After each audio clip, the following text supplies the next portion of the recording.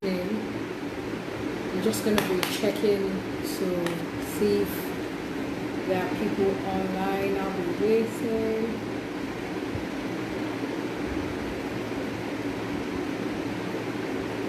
If you're online, just give me a thumbs up or your favorite smiley.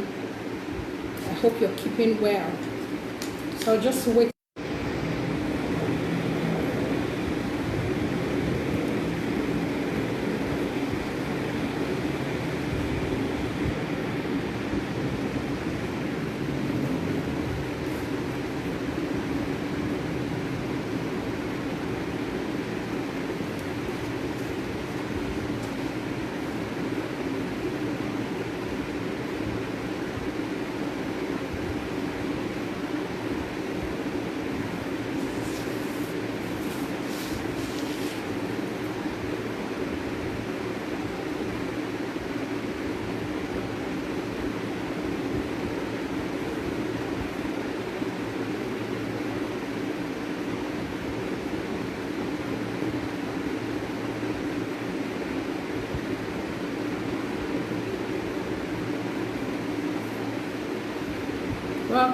Welcome. I could see people coming online. Just wait a bit more for others to join us and then we would kick off. Okay. So good to see if you're around. Send us a smiley, just show a sign that you're around.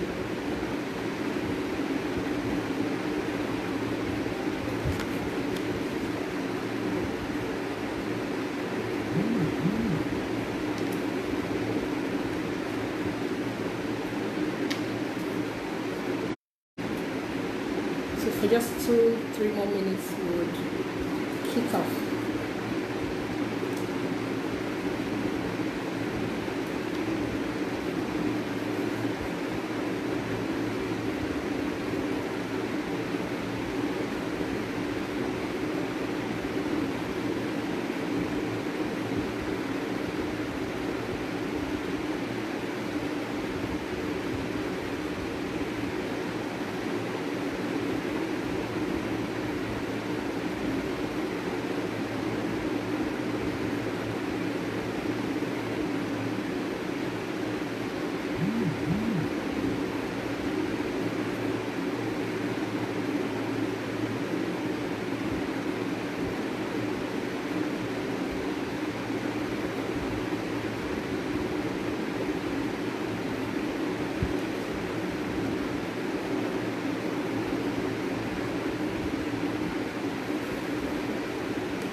Okay, just 1 minute, we'll start.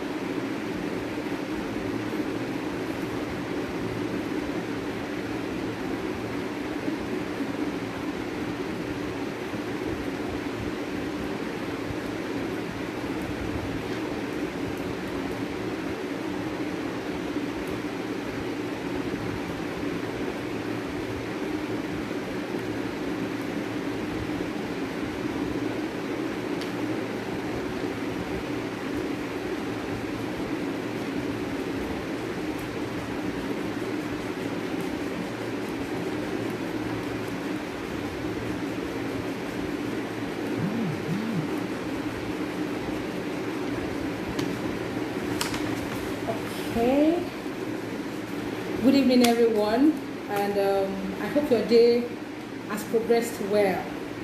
It's been such a wonderful season we're in. I'd say very, very wonderful because I mean they're quite unusual times. The hear of New World Order, we're on lockdown. Someone says we're locked up, you know. But whatever it is, I'm very sure that we're going to go through this and we're going to be fine. Some persons have lost their job right now, and it's really sad. My heart goes out to persons that are negatively affected at this time. I really wish you God's favor and grace while you're going through this time, and I trust God that very soon you will bounce back, and as a nation we would bounce back, we would recover all, in spite of the difficult things, in spite of the bad news we're hearing out there. We'll be fine. We trust God, and we're supposed to also take care of ourselves and take personal responsibilities for ourselves. So I do hope that you're actually staying safe. You're not part of those guys out there that are not, you're not providing essential services. You're just roaming the street trying to get food and all of that. Yeah, food is important, but for whatever reason you find yourself out there, please make sure that you stay safe. We want you alive. We want you safe. We don't want additional cases anymore. So we trust God that all that will be fine, and we will take personal responsibility for our health. Okay. Before I rush into the things that we have to discuss today, I want to encourage you. I want you to regularly affirm yourself. Words of affirmation actually goes a long way to encourage us as individuals. These are tough times. So what I do these days, every morning I try to wake up, I work out, I make some confessions. Some of us call it confessions, some call it words of affirmation. You affirm yourself, you reassure yourself. If you have children, reassure them. It's going to be fine. We might not have reasons to go out right now because we're on lockdown, but certainly we'll be out of this back and better. That said, some persons are on lockdown and they're just watching movies, chilling and having fun. Not a problem. Watching TV, watching movies is not a problem. We hear people say, oh, you must get skilled. You must get a new skill while you are on lockdown before you come out. Yeah, if you can, why not? But if your mindset, your state of mind is not strong enough to actually do that stretch, please take your time. Take your time, go at your pace, and cut yourself some slacks. Like one of my bosses would say, cut yourself some slacks, and just make sure you're satisfying your conscience, and also you're moving forward. So some persons are chilling out. Yes, they are moving forward in wellness, in well-being. They are moving forward. Some persons are actually taking new skills now. Some persons are making more money right now. Yeah, they are moving forward. Those of us that are not making those kind of money, we're also moving forward in some ways. Some of us are bonding with our family members now. We're moving forward. So there's a sense of progress. That you're watching me today is actually a sense of progress, because some persons are no longer alive to watch or to even do any other thing. So there is always a reason to be grateful. Let's think about those reasons, and let those reasons energize us.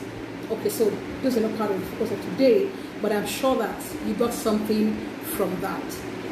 So to our topic for today, before I do that again, right, I'll just highlight this series is going to be in the next 7 days.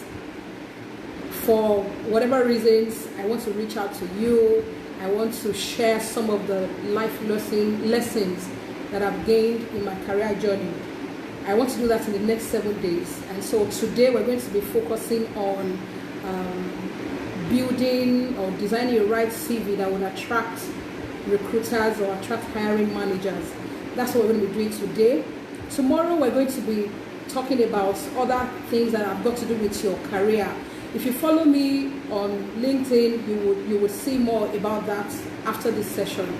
Those of you that have my WhatsApp number, you would have seen the series, the 7-day series, what we're going to be doing for each of those days. Subsequently, we would share on my Facebook status. I think I shared that earlier this morning. The next 7 days, we're going to be talking about a series of stuff around your CV, your LinkedIn profile, how to succeed on your job. If you have performance improvement issues, PIP, some of us call it EPIP, how do you want to deal with it? If you have a difficult boss, how can you navigate? If you have persons that are difficult in your work environment or a toxic work environment, How do you navigate? We're going to be sharing stuff around that. And the comment section is actually open for us to talk. If there are feedbacks, I'm really looking forward to those feedbacks. If you have any feedback after this session, also you can actually reach out to me via DM. You would also be able to reach me. All right. Okay. So that said, how do you write the right kind of CV? How do you write a CV that doesn't get dropped in the bin?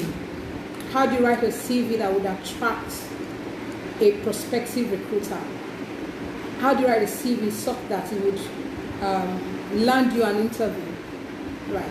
Of course, tips I'm going to be sharing today are not exhaustive, but a couple of them, people have used them, I have used them, and it has worked for us. That worked for me, that worked for friends around me, and hopefully it will work for you. So let's find a way to shoot along the line. Okay. So for a CV that would attract a recruiter, we have to bear in mind that recruiters are persons that are looking for talent for various organizations. If you take an individual as a recruiter, for instance, they have more than one client. Many times they have more than one brief, right? And so those kind of situations, you would realize that they do not have time. The recruiters don't have much time in their hands. So it makes it difficult for you to think that a recruiter would take your CV and spend 4 minutes or even 3 minutes. Tough. You should look at your CV from the point of view that if a recruiter would pick my CV, in 1 minute or less, can they get what they are looking for? I'm just taking a glance at my CV. That's the mindset we should have when we are writing our CV. So just a quick background around your CV before we take on some of those tips. So just like basic principles. Your CV should not be bogus in terms of pages. Let's say you have 3-4 years experience. I've found people that have 3-4 years experience and they have 4 or 5 pages of CVs. I think it's not necessary. Your CV shouldn't be more than a page or 2. Yes, there's nobody that said that is exactly what it should be, but we're saying it from the point of view of a recruiter. If you have 2-3 years experience, most likely the recruiter is looking for someone that would be hands-on, someone that can learn fast, someone that can support a manager or a senior manager to deliver. Yes, speak of SMEs. Some SMEs just want someone of 2-3 years experience and they want to put them to the grind and to get the job done. Yes, there are. Fine. But don't put so many details on your CV when you don't have so many experience. So use the opportunity to write about maybe your volunteer opportunities and all of that, but let it not be too many pages. I'm just trying to wonder what much you will have to write there. Sometimes ago, while I had about 6 years experience, I had a 5-page CV. But today, I have just about 3.5 pages, 3-4 pages of CV with 11 years experience. So I've learned to remove the unnecessary stuff from my CV. So remove certain things that are not so necessary. For instance, you have about 15 trainings that you have attended, and all the 15 trainings are on your CV. For what exactly? Yes, we know that you attended so many trainings, but I think you should just pick out the very top 3, top 4 trainings that you have attended, and you highlight them on your CV. Second principle, don't lie on your CV. That sounds like a tough one. Do not lie. There's no reason why you should lie on your CV. Yeah, you might be under pressure to get a job. They're looking for people that are less than 24 and they have 10 years experience. We've heard it. Recruiters looking for people that have been experienced from birth, right? But for whatever reason, you should not lie on your CV. Your CV should be a reflection, right, of your experience. Now, experience does not have to be organized experience, like, oh, you worked in this organization and then you worked for 3-4 years and that's the only experience you can capture. Not necessarily. There are some experiences you've had. Some of us have sold stuff for our parents. You've kept account for your parents. You should be able to put that together and package it in a way that is sellable. Right, I have a friend, well, maybe a younger friend, who has volunteered with an NGO before, and at some point actually thought those experiences were not necessary for them to capture. You know what? Whether it was volunteer experience or you did it for your parents, your parents' company, please capture it. It's an experience. You tried your hands on it. You laid your hands on that job. Capture it. All right? Yeah, fantastic. That said, when you write your CV, and let's say you're in Lagos and you're looking for a job in Abuja, make sure you have an address in Abuja where you can stay that you will put on that CV. If you're looking for a job in Abuja and your CV is bearing Okokomaiko in Lagos, most likely the recruiter will not call you, because they would have found 3 to 30 more CVs that have locations or addresses at the sites where they are recruiting for. So just spare the recruiter the headache. Get an address that is close, maybe not necessarily close, but at the location, let's say in the state that you're looking for a job. Some of us put interesting emails on our CVs, email addresses, Pink Lady, Boogie Guy at yahoo.com, at gmail.com. Yeah, they're interesting. Some of us have, some personal passion with those email addresses. But please, spare the recruiter. The recruiter sometimes just want to find a reason to eliminate you. Why? They have advertised for one role, one position, they've gotten 1,000 CVs, and they're just looking for one human being. The recruiter will gladly eliminate your CV just because they found a funny address. Maybe this person is not serious.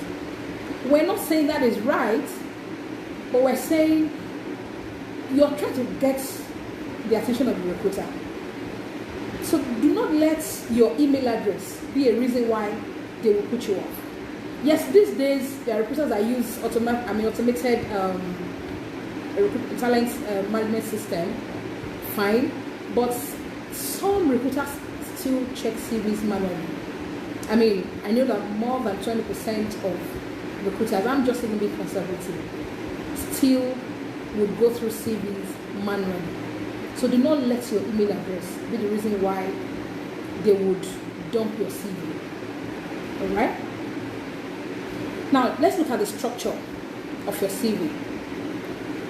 When you arrange your CV in a particular order, let that order be in order of priority. First your name, at the top of your CV, your name and your address and all of that. And then you're talking about your experience. Some of us will put our education first. Education, training, licenses and all of that. Yeah, sometimes maybe for people that do not have experience or they are freshers, fine. If you do not have any kind of experience at all to put forward, then you can start talking about your education. Maybe you had a first class, you had a 2-1, it's something to put forward. Fantastic, you should do that. But if you do have experience, which is what the recruiter is looking for, let that be what you will put forward first. Let your experience come forward first. Now, you'll mention the name of your organization where you're working. When you state the name of your organization on your CV, not everybody in this whole world knows the organization. So please help the recruiter by maybe a line or 2 writing a summary about that organization. What does the organization do? What are they into? Are they into real estate? Are they into capital market operations? Are they into investment banking? Yeah, there are big organizations that are popular. But there are some organizations that are not as popular as some others, and sometimes you just think the organization is popular. The recruiter may not know. Use the opportunity to write a little highlight about the organization. So, for example, you're saying,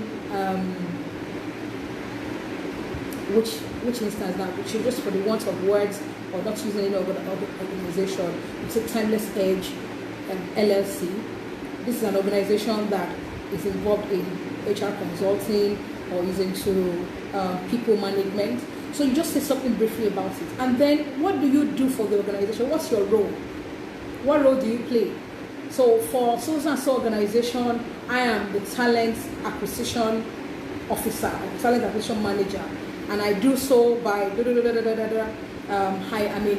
headhunting executive for key clients or key accounts, whatever role you play, let it come next after you have written about the organization, right? And then you can highlight your achievement. Some of us put list of job descriptions, just writing the list of what you do, the task on your CV. I think we should go beyond that. If you have at least 6 months experience, you must have had minimum of 2 or 3 achievements while you're working there. Highlight what you have done. Highlight what you have achieved working for that organization. Then you can mix with, regular stuff you do. So you could say, my achievements alongside responsibilities include, but not limited to, right? So you highlight what you have done. And then when you are highlighting your achievement, as much as possible, you could make it measurable. So for example, there was a time in one of my employments that I was able to help the organization to reduce the costs for health maintenance. So we were paying annually to this organization, to the health maintenance organization. And when people leave, we sort of don't replace them. And so, we had an opportunity to save there. So I put up put up an initiative to ensure that we replace people as they are leaving. So at the end of each month, we would collect names of leavers and the names of joiners. So we're able to reconcile their position without, sometimes you don't pay for new joiners within the financial year. Also, we went forward to increase the frequency of our payment. Rather than paying once in a year, we negotiated and started paying quarterly.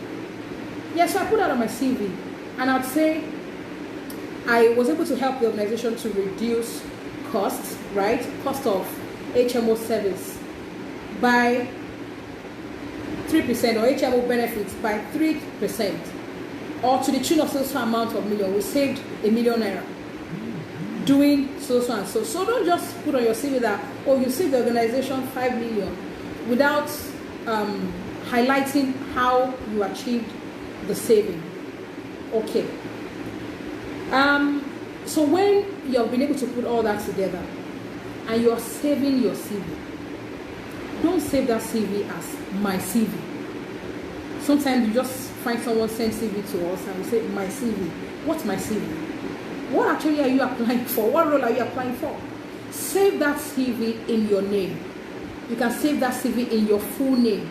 In case you are not even shortlisted for that role, but you have made an impression, your CV has made an impression. Tomorrow the recruiter is looking for your CV. Most likely they would have made a note of your name. By the time they are searching for your CV, if your CV is saved in as my CV, most likely the recruiter will not be able to find it. But save your CV in your full name, so that when the recruiter has a reason to look for your CV, they can easily track it. Now your CV is saved. You're sending it to a recruiter to apply for a job. When you send your CV in an email, please, as much as you will greet, which is very important, greet. Don't just say, find attached my CV. And your subject is my CV. Let your subject of email be the role you're applying for. In case there is no vacancy and it's an unsolicited CV or unsolicited application, both the prospective role that you're looking for, that you're most likely going to be getting, or that you're gunning for. Let's say HR manager, or finance controller, finance manager. I mean, just 2 or 3 options of roles that you're looking for. Let's say possible finance manager role, possible HR manager role, assistant HR manager role. Put a proper subject that would help them to also track your email when the need arises. When you do that, you put a greeting to it. In that email, write minimum of a paragraph or 2 that could actually make the recruiter to open your CV. Let that be like a summary of what you have done, or why the recruiter should open your CV, or why the recruiter should push forward your CV. So you're not saying, "Hi recruiter, please open my CV for so and so reason." Sorry. I mean, that's just a funny way to put it. But you could actually highlight saying, "Oh, hi, I'm Faith Akintunde. I'm going for a role in your organization, or in any organization where your clients are, either for so and so role title, say HR, senior HR manager, senior HR VP, head of HR, right? And in the past couple of years, I have done so and so with so and so organizations, or I've operated in different industries ranging from financial services to manufacturing to food and beverage, whatever you want to call it. Highlight it so that you're creating a kind of hunger in the mind of the recruiter to open your CV. Just make sure you make a good impression for starters. Okay? Now you've sent that CV. You've sent the CV. Do not let it end there. Your job search is not just about sending CVs. I hear very fantastic professionals that I respect say, when you're looking for a job, highlight the organizations you're looking for, send CVs out to multiples, thousands of recruiters that you know. Yeah, fantastic. Yes, I agree. But sometimes you need to highlight your maybe top 10 or top 15 that you want to keep checking in with or following up on. In one of my sessions recently, I was sharing with a group of people and I was saying, if you're job hunting, make sure that you create TOMA with the persons that are helping you, or the person that you are looking forward to help you. TOMA is a popular word in the marketing industry, but I think you can also apply it in job hunting. Create top of mind awareness, TOMA, top of mind awareness, with the persons that you are reaching out to help you for placement. As much as you don't want to be in their face, you say, "Oh, I don't want to disturb you, I don't want to trouble you." Yes, but you know what? Trouble them. Let them be the one telling you that you are troubling them. And most times, not every one of them will tell you you are troubling them. Create top of mind awareness. You can pace it. I mean, you don't have to be annoyingly annoyingly on their face, but you should pace your interaction with them, making sure that they don't forget you. I'm saying this because sometimes people reach out to me saying, "Oh, I'm looking for this kind of person, I'm looking for this kind of talent," and I just scan my mind trying to find out, "Oh, who and who do I have there that I put forward?" Sometimes I struggle to remember, not because I don't have many persons that have told me they're looking for jobs, but just a few persons come top of mind because they are on my face. Whether they are saying hello today or tomorrow, we're just gisting regularly on something. And when we finish the gist, say, "Oh, please don't forget, I'm still looking for so and so role. Don't forget in case you come by any opportunity," you know. Those ones we're not likely to forget. When opportunities come and it fits what they're looking for, many times we will put them forward. Now, when you have done all your CV, right? And then you have sent the CV, you have created top of mind awareness, your helpers are helping you to look for jobs and all of that. And sometimes one of your helpers now shares your name with a recruiter and says, "Oh, there's this person that is looking for this role. Could you please look for something for them?" You send their CV. CV is sent, recruiters go to LinkedIn to check your profile, and they could just find just your name and one organization that you have maybe volunteered for 9 years ago, and nothing else. You don't have a presence on LinkedIn. A lot of people say, oh, LinkedIn is a job seekers application, app. Well, yeah, but it has gone beyond that. So don't say because people say LinkedIn is for job seekers, so I'm not going to be there, so that everybody knows. What do you have to lose? I think LinkedIn has gone beyond being a job seekers application. It's more now for your personal branding, for professional branding. So brand yourself on LinkedIn. LinkedIn is the space that you have for unpaid adverts concerning your profile, concerning your person or your profession. So use it. At least for now, I think not everyone is paying for the regular access to LinkedIn, apart from the premium account. So you don't have to pay to create a profile on LinkedIn. So go and check LinkedIn. Open an account. Replicate your CV on LinkedIn. You can summarize, right? And so that will take me to your LinkedIn profile. Some of us have LinkedIn profile. They're not alive. We're not active on LinkedIn. There's not a problem. I mean, I can imagine everybody being active on LinkedIn. It's going to be madhouse. And of course, that happens in the world. And don't let that restrict you anyway. LinkedIn is your free page for free adverts. So you should be able to share stuff that you're doing professionally on LinkedIn.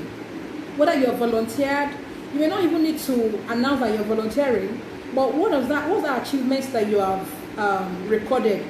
Put it out there. Put it on LinkedIn. Let people be able to, let the recruiter be able to recognize the kind of person they are looking for when they check you up on LinkedIn. Even if you are not creating articles or creating content, right? When other people create content that align with your sentiments or your beliefs, make a comment, like, say something as simple as very apt, as simple as thank you for sharing. That's a good way to start. But don't just hide somewhere thinking that, oh, somehow they will locate me, somehow someone will find me. Yeah, someone will find you. It may take longer. But if you're out there reaching out, it will actually help you. So that will take me to quickly sharing 5 things or 5 adjustments you can actually make to your LinkedIn today. I mean, less than in 5 minutes you will do it, right? If you're looking for a job or you're job hunting or you want to change job, right? Let recruiters know that you're available. There's that feature on LinkedIn that your organization, people in your organization might not see it, but recruiters will see it. And it's just a switch. You just switch it on. Let recruiters know. It's somewhere by the, I think, top right when you log into your profile.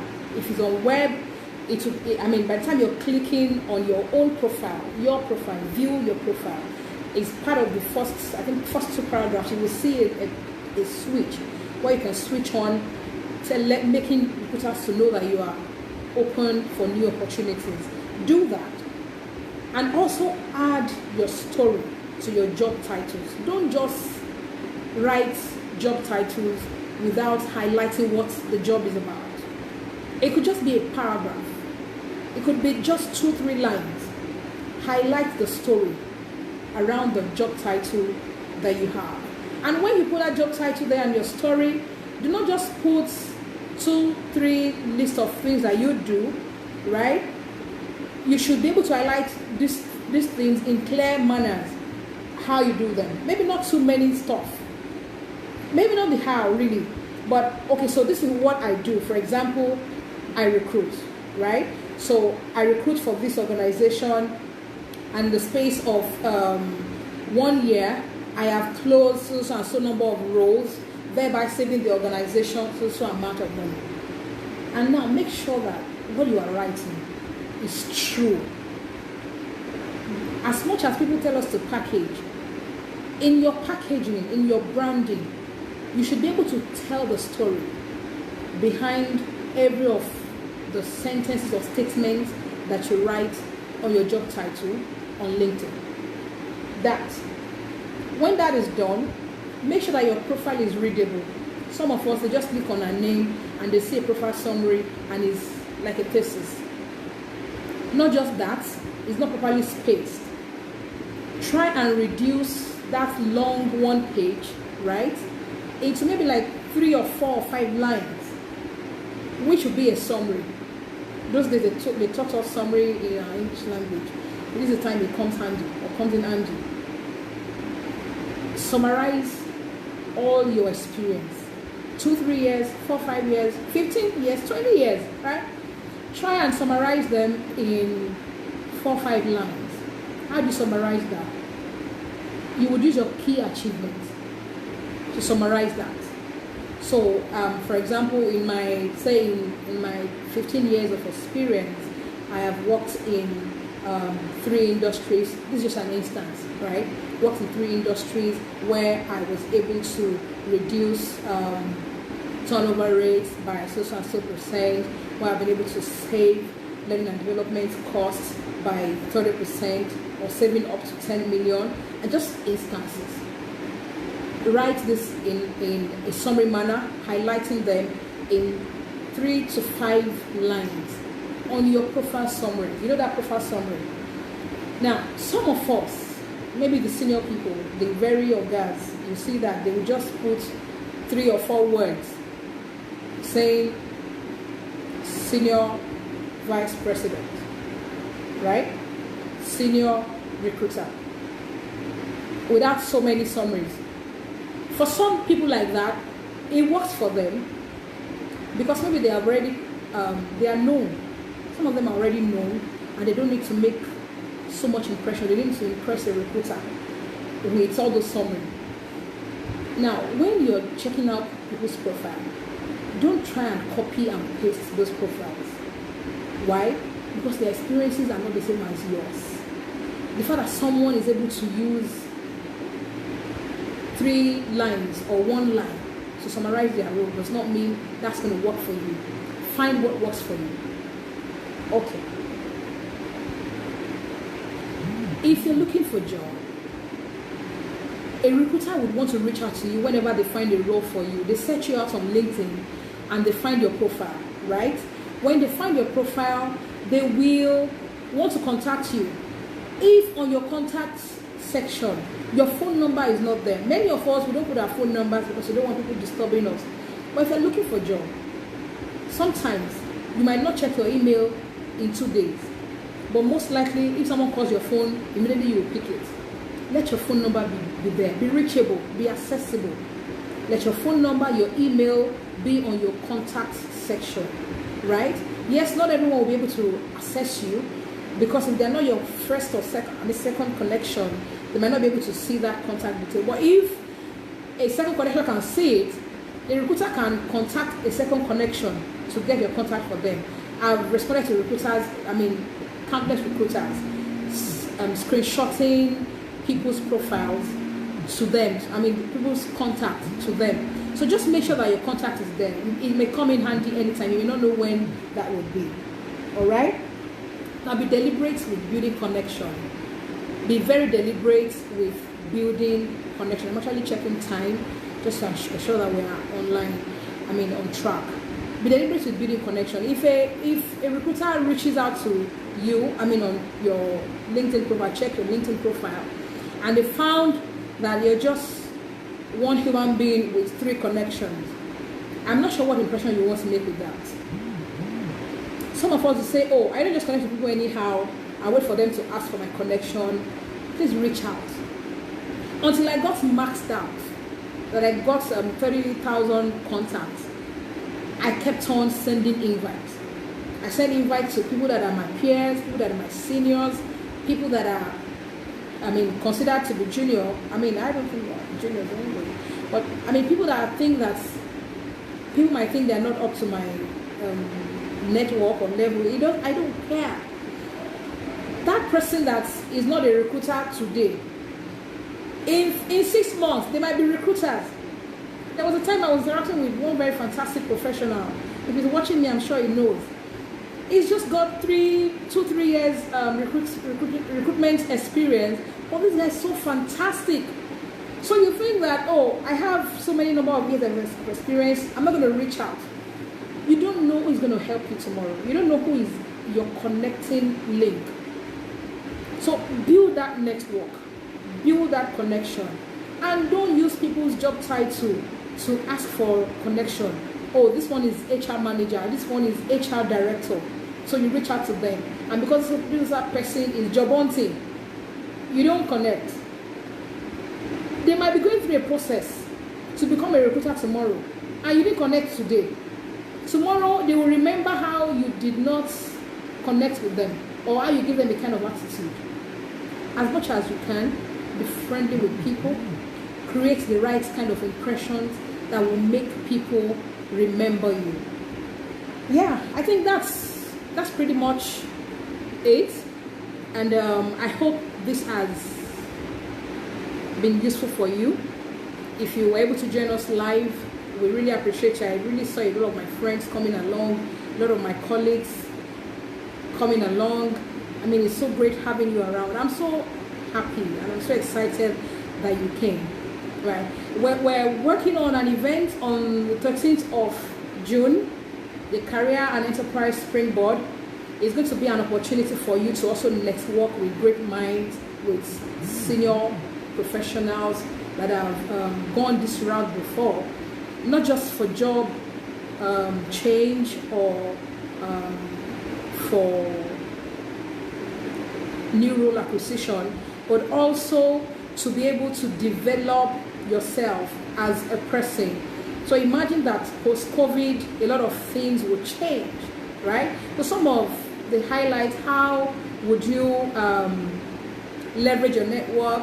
How do you build people power, right? How do you leverage people power to achieve your career target or career development target? How do you create alternative source of income? Yeah. How do you create a blueprint for your career? I mean, a couple of stuff like that, and very exciting things we'll be sharing on the 13th of June. We trust God that by then the lockdown will be over, COVID-19 will be gone and gone forever, and I'll be looking forward to your presence on that day. We'll share more details. I'll share more details on my timeline, share more details on my page about it after this session. If you do have questions, I'll check if I can take questions on this chat line. If not, you could actually post your questions and I will respond to them on my timeline. This video will be shared on my timeline and also shared on LinkedIn subsequently. Thank you guys for coming around. God bless you. Stay safe. Keep safe. Bye.